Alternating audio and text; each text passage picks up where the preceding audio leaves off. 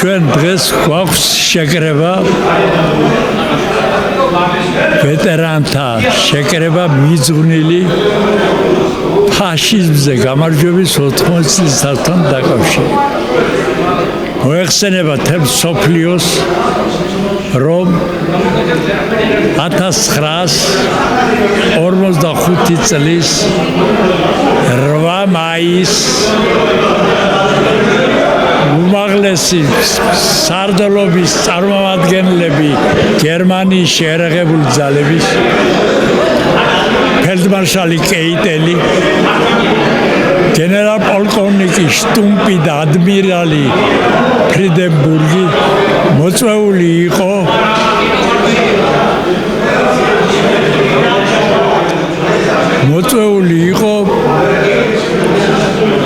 კარლსრუთში ბერლინში რომ ხელი მოეწერათ უსიტყვო კაპიტულაციას გერმანიის შეერაღებული ძალებისას. ხელის მოწერა დამთავრდა მოსკოვის დროით 0 საათსა და 45 წუთზე. ესე იგი უკვე 9 მაისია. ამერიკელი იუსტონის უნივერსიტეტის პროფესორი რომელმაც დაწერა 800 გვერდიანი წიგნი სტალინი წერს ჰიტლერს რომ გაემარჯვა საბჭოთა კავშირზე დღეს რა თქმა უნდა აღარ იქნებოდნენ რუსები მაგრამ ამავე დროს ფრანგებიც ინგლისელებიც და ამერიკელებიც აღიგვებოდნენ პირისაგან მიწისას. სტალინმა სოფლიო გადაარჩინა ფაშიზმისაგან. მესეთი დღესასწაული გვაქვს და ულოცავ არა მარტო ზესტაფონებს, რომელმაც ზესტაფონმაც 1941 წლიდან 45 წლამდე 12600 კაცი გაგზავნა ფრონტზე, მაშინ როდესაც მთელი ქალაქის და რაიონის მოსახლეობა მხოლოდ 34000 იყო. 37% არ ახსოვს კაცობრიობის ისტორიას, 37% გაწეული ყოფილიყო. ზესტაფონია პირველი ამ ბავშვი. ზესტაფონმა უზარმაზარი წვლილი შეიტანა გამარჯვებაში. 4 საბჭოთა კავშირის გმირის ზესტაფონლები არიან. ალექსანდრე ბიბილაშვილი, სერგო კეთილაძე, ლევან ჩუბინიძე და დავით მერკვილაძე. 3 გენერალი შალვა ჭანკოტაძე, სეიდ კაპანაძე და კონსტანტინე სუხიაშვილი. რომის ვეტერანი ყავს ერთადერთი გაიოს გელაშვილი, რომელიც არის, როდესაც 12 მილიონი იყო საბჭოთა არმია, 12 მილიონი კაცი 1953 წლის 8 ნოემბრის ბრძანებულებით უმაღლესი საბჭოს პრეზიდიუმის დაწესდა დიდების ორდენი, რომელიც მიეცემოდა მხოლოდ ჯარისკაცებს, უცრო სერჟანტებს, უფრო სერჟანტებს და ოფიცრის წოდებამდე. ამას სულ გაცემული იქნა დიდების ორდენი 2545 12 მილიონში. 2582 გაიცა, მეტი არ გაცემულა და ზესტაფონიდან მიიღო 2. ერთი არის დავით მერკვილაძე, უფროსი სერჟანტი იყო და იმან მიიღო დიდების ორდენი და მეორე არის გაიოს გელაშვილი, რომელსაც მიიღო და ცოცხალია 100 წელს გადააბიჯა უკვე და 100 წლის მეტის არის უკვე გაიოს. ულოცავ ყველას.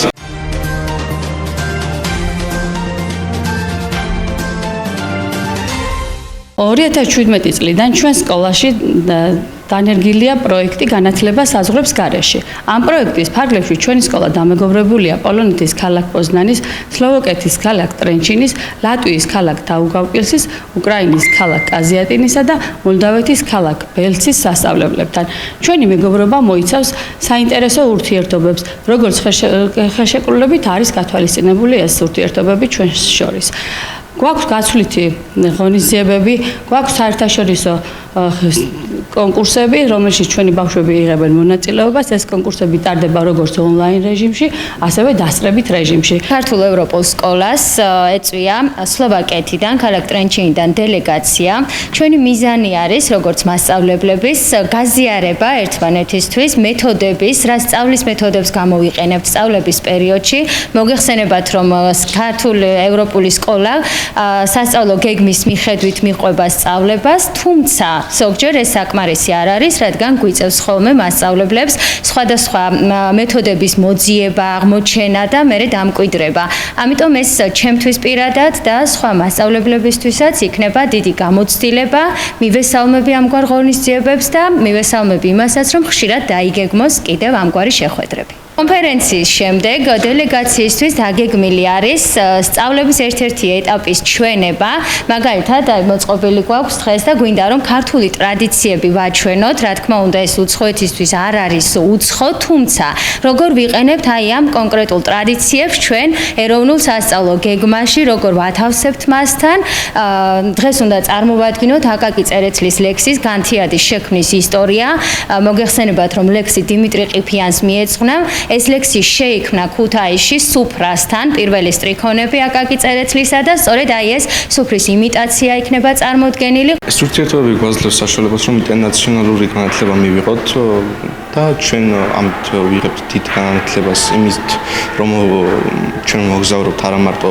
სხვა ქალაქებში, არამედ მოგზაურობთ სკოლებში და ამით ვიღებთ არა უბრალოდ გლობალურ განათლებას თვითონ ქვეყნებზე, არამედ ვიღებთ მათ კულტურაზე, მათ სწავლაზე და თვითონ ბავშვების ფსიქოლოგიაზეც, როგორც მასწავლებლების, როგორც ჩვენს ბავშვობაში გვქონია სურვილები და ოცნებები მასწავლებლებზე, მასწავლებლობაზე, ასევე ვგებულობთ, როგორ აქვთ ამ ბავშვებს სხვა ქვეყნებიდან იგივე ფიქრები და აზრები. მე უნდა ვისაუბრო ქართულ ერთ-ერთ საგანზე, სასკოლო საგანზე, რომელიც არის მოქალაქეობა. უნდა გავაცნო მოქალაქეობაზე, რა არის მოქალაქეობა, რა არის გლობალური მოქალაქეობა და უნდა ვიმსჯელოთ თემაზე, თუ რა დანიშნულება აქვს ადამიანის ცხოვრებაში, რომ იყო მოქალაქე. სიქსტეს კაპელის სახურავზე დამონტაჟებული საკვამურიდან შავი კვამლი ამოვიდა, რაც იმას ნიშნავს, რომ კონკლავის პირველ დღეს კარდინალებმა ახალი პაპის არჩევა ვერ შეძლეს. ისინი ახლა სანტა-მარტას რეზიდენციაში დაბრუნდებიან, სადაც იზოლაციაში იქნებიან კონკლავის მეორე დღემდე. აღსანიშნავია, რომ საუკუნეების განმავლობაში არც ერთი პაპი არ იყო კონკლავის პირველ დღეს არჩეული, ამიტომ კენჭისყრას შესაძლოა რამდენიმე დღე გრძელდებოდეს, სანამ ერთ-ერთი კარდინალი არ მიიღებს ხმების 2/3-ს, რათა რომის ახალი პაპი გახდეს. შეგახსენებთ, რომის პაპი ფრანცისკე 21 აპრილს გარდაიცვალა. არის ერთ-ერთი გამორჩეულად ნაყოფიერი და გამორჩეულად სასარგებლო პლატფორმა, სადაც გვაქვს შესაძლებლობა, რომ თანამშრომლობა ვიქონიოთ კერძო სექტორთან და ძალიან მნიშვნელოვანი პრიორიტეტული საკითხების შესახებ გაიმართოს დისკუსია, რომელიც ორიენტირებულია საბოლოო ჯამში სწორი გადაწყვეტილებების მიღებაზე.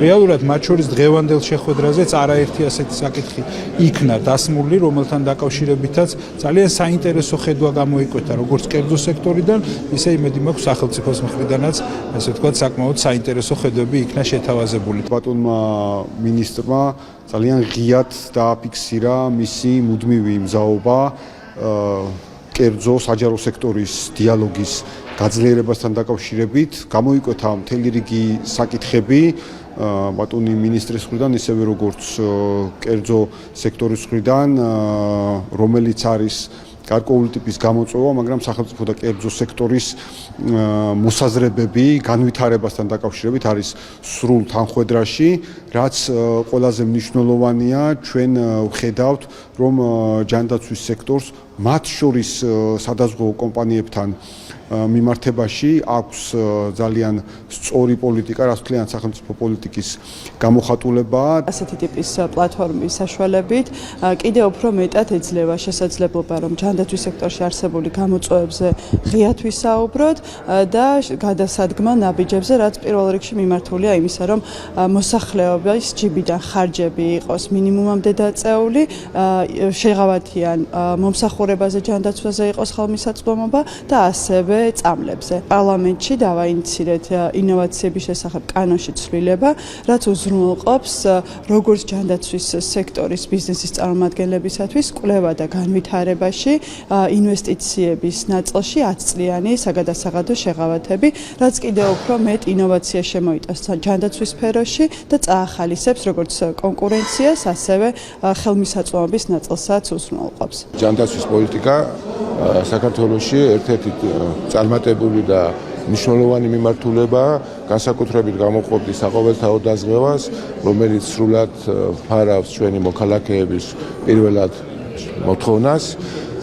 იყო საუბარი ახალ გეგმებზე, გამოწვევებზე, რაც არის სექტორში. ძალიან საინტერესო დისკუსია იყო. მოვისმინეთ როგორც ხელისუფლების პოზიცია, ასევე კერძო სექტორის პოზიცია და სავაერთო ჯამში მსგავსი დისკუსიები ძალიან ეხმარება სექტორის გაუმჯობესებას და უფრო დახვეწას. ოქტომბერში დაიწყო ტურნირი, ჩვენ მოვხდით ოქროს ლიგაში კენჭისყრით, 6 შეხვედრიდან 4-ში გავიმარჯვეთ, 2 ფრედ დავამთავრეთ, გავედით პირველ ადგილზე. შემდეგ ნახევარფინალში გავიმარჯვეთ, ფინალი დღეს იყო. ერთ თვეში იწყება სუპერთასის თამაშები, ყველა ლიგის გამარჯვებულები და ჩვენ ჩავებმებით 1 ივნისიდან. ეს მოკლე ტურნირი იქნება, მაგრამ იქაც ვეცდებით გამარჯვებას. მადლობა ყველას ულოცავ ჯორჯია მაგანეს, მთლიანად ამისკენ მივდიოდით 2 წელიწადზე ნახევარზე მეტია. ამიტომ ყველანაირმა შრომამ შედეგი გამოიღო. დიდი მადლობა GNS, ჩვენს კომპანიას, რაც თავარია და პირველი ჩვენი გვერდით კომბისთვის. ფავორიტები ჩვენ ვიყავით და ჩვენ უნდა მოვეგოთ და ეს დავამთავრეთ მოგებით. მადლობა სუხთი ყველას.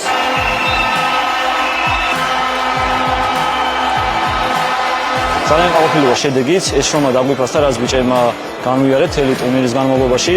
ვფიქრობ, რომ ძალიან დამაჯერებლად ჩავატარეთ ყველა თამაში, სულ არაოდაური ფრები თამაშა დანარჩენში ყველგან გავიმარჯვეთ და დიდი მადლობა ჩემ ბიჭებს, ასევე მოწინააღმდეგეს, წინ სუპერთასი არის და წარმატებები ყველა გუნდს მონაწილეებს და ჩვენ ბიჭებს, რა თქმა უნდა, ვეცდებით, რომ მეორე თასი ამ სეზონში მეორე თასიც გავინახოთ.